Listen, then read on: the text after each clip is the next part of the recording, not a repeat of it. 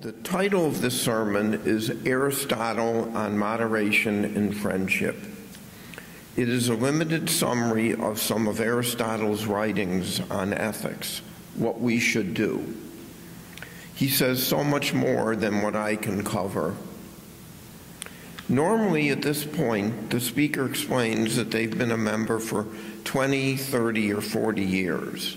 My wife, Sherry Wallingford, and I came down to Houston to help take care of our grandchildren about 5 years ago. We started attending the fellowship and joined probably about 2 or 3 years ago.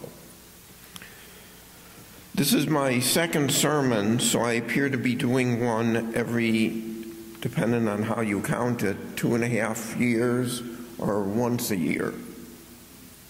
The main point is that this great mind of history, Aristotle, some 300 plus years before Christ, said to moderate our behavior, to aim for the mean in our actions, and of all things he could discuss, focus substantially on friendship.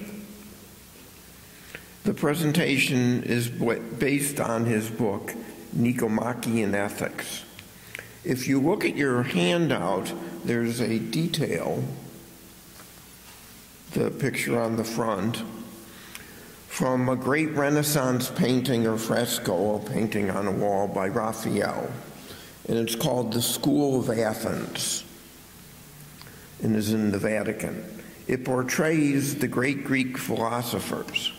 The two great philosophers who were singled out are Plato, who's the gentleman on the left with the full beard and the white hair, and Aristotle on the right. Plato is pointing up. This has been interpreted to be a reference to God. Aristotle is gesturing towards the earth. This has been interpreted to refer to man and the world. Aristotle is holding a copy of his book, Nicomachean Ethics. You can see the little ethics on it if you look at it closely. So this is a copy of the book, Nicomachean Ethics by Aristotle. It's one of my favorite books. And you may have an aversion to reading philosophy. I don't think it's something that people often don't typically do that quickly or easily. But I often reread at least a portion of the book once a year. I suggest to you that you may want to read it and try it. It's very accessible. It's made up, it's a compilation of Aristotle's lectures edited by his son, whose name was Nicomachean. It's made up of short chapters with titles, for example, of virtuous action and virtue, with a couple of pages of discussion about the topic. So if you were reluctant to try and read a philosophy book, it is very readable and accessible.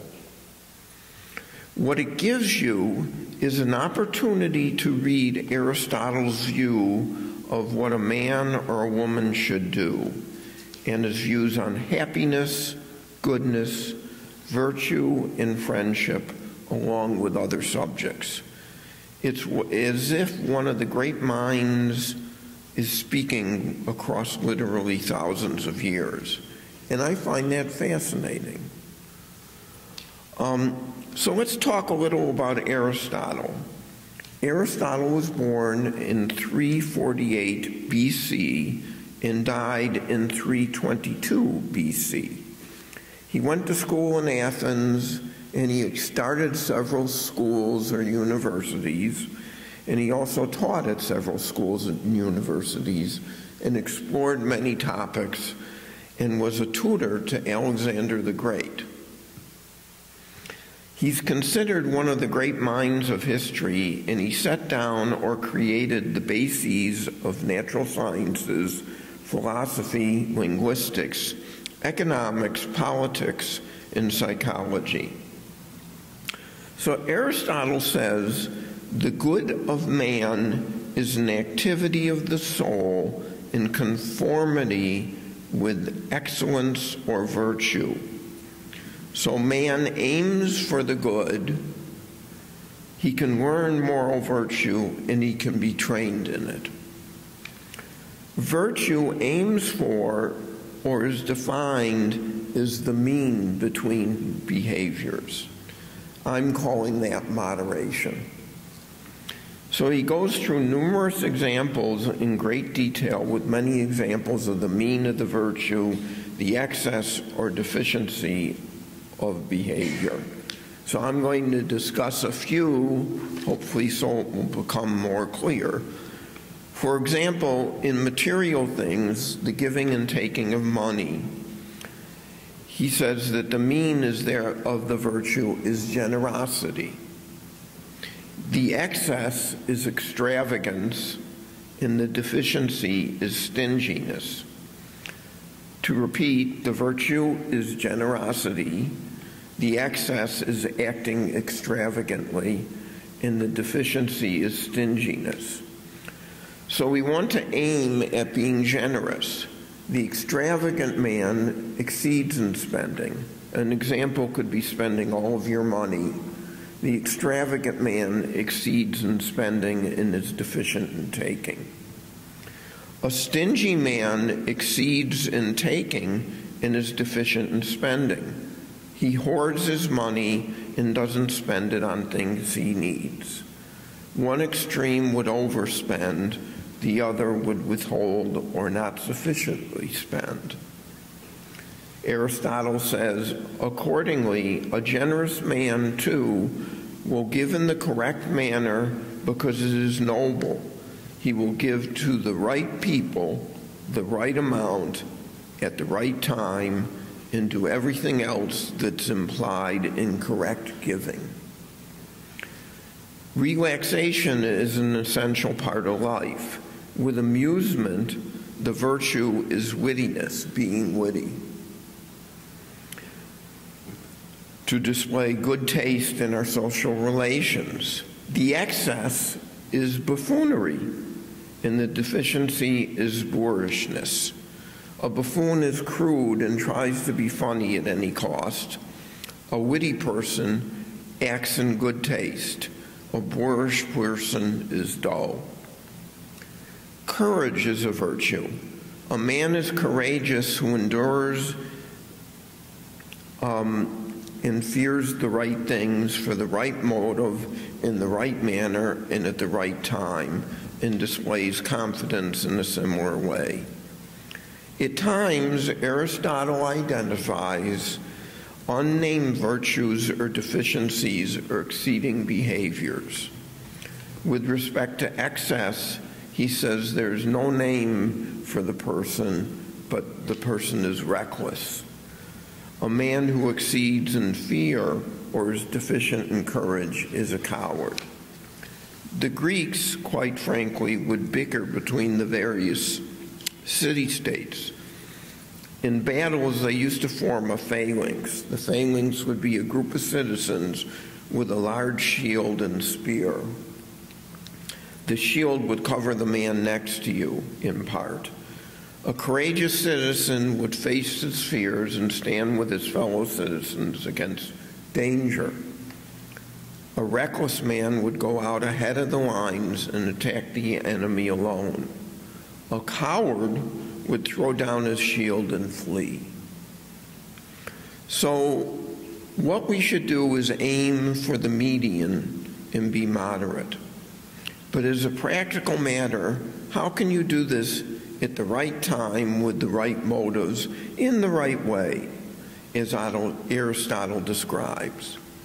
It seems hard to not only take an action to give money to the fellowship, but to select the correct amount of money at the right time and the correct reasons.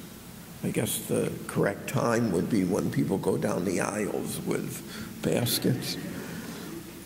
But he says, well, we do not blame a man for slightly deviating from the course of goodness, whether he strays for excess or towards deficiency.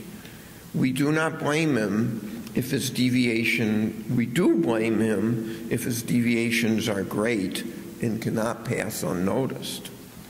None of us is perfect. We try and give to the fellowship what we can afford in time, money, and ability. I suggest if you find these sort of examples and this information interesting, you should read the book and examine, because it's packed with the examples. A second area that Aristotle discusses in some detail is friendship. He says that there are three types of friendships. When men or women are young and enjoy races or drinking or activities together, their friendship is focused on this common activity. As people age and no longer engage in the activity, the relationship or the friendship may fade. A second type of friendship is between an older man or woman and a younger person, a type of mentorship where the older person may guide the younger. The friendship is based on the assistance of a younger person, and the younger person owes the older person appreciation for their help or mentorship. He says the third type of friendship is between true souls.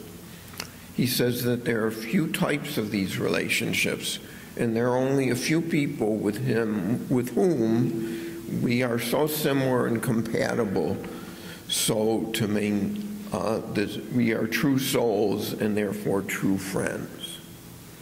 It also takes time to maintain the friendship. I found at any one time I've had about 5 true friends, sometimes a few more, sometimes a few less. It also takes years for these to develop. As some of you may know, I recently lost a close friend of over 40 years. This kind of friendship is rare and requires time to nurture. Aristotle discusses what you owe to someone who was a friend, but the relationship has faded. Among young men, maybe they don't engage in the same activity anymore. They stop going out drinking, or drink less, or stop playing a sport. Or they were a true friend in the relationship because of time availability or other reasons, changes. The person can change. Circumstances fade. Although we are no longer friends, we owe them a respect because of the former relationship, as long as the friend has not become evil.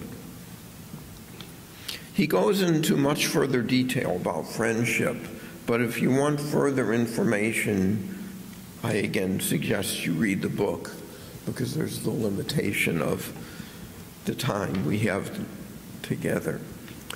So what have we or I learned? How does it affect me? To strive for the mean or moderation in my actions, to avoid excess or deficient behaviors. How do I do this? I need to be self-aware and honest about my behavior without becoming paralyzed by self-examination. And I need to work for friendship, especially true friendship. And I find it fascinating to think about that you're given this opportunity through this book to read the thoughts of this great thinker. And if you consider, well, the forms of transportation, at the point when he was around, people rode horses, and now we have cars. The medical treatment has changed. But there are some things that don't change. Our need for food, our emotions, love, parenthood, and friendship haven't really changed from his time period till today. And thank you. Namaste and peace.